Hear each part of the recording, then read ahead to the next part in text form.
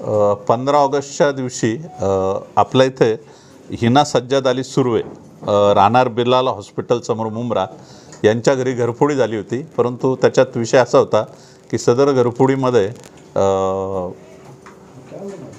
म्हणजे कडी कोंडा पण तोडलेला नव्हता किंवा ग्रिल तोडली नव्हती किंवा खिडकी तोडून मध्ये प्रवेश नव्हता केलेला।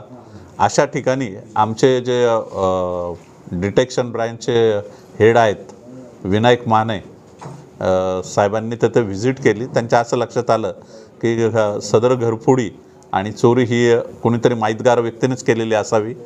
त्या दृष्टीने त्यांनी त्यांच्या पूर्ण टीमने अथक परिश्रम घेऊन 8 तासामध्ये जे फिर्यादी आहेत त्यांचीच नातेवाईक जे आहे सानिया सारिक बेग वय वर्ष 29 राहणार तळोजा हिच्यावर संशय आल्याने तिला सखोल चौकशी केली असता सदर घरफोडी तिनेच केल्याचे निष्पन्न झालं आणि त्याच्यामधनं तळोजाला तिच्या घरातनं एक 35 तोळे सोनं आणि 20,000 रुपये संपूर्ण गेलेला माल हा रिकवर केलेला आहे।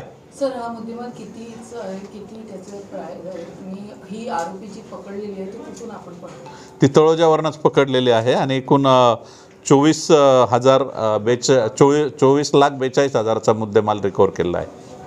आवाहन करणं हे जे चोरीचे प्रकरण जास्त चाललेले आहे तर एवढ्या जास्त प्रमाणात आजकाल सोन्याचे भाव फार वाढलेले आहेत। लोक बरेच मेहनतीच्या पैशातनं सदर दागिने पैसे जमा करत असतात। तर आपल्या एकतर सुरक्षिततेच्या दृष्टीने एवढे दागिने घरात ठेवणं चुकीचं आहे।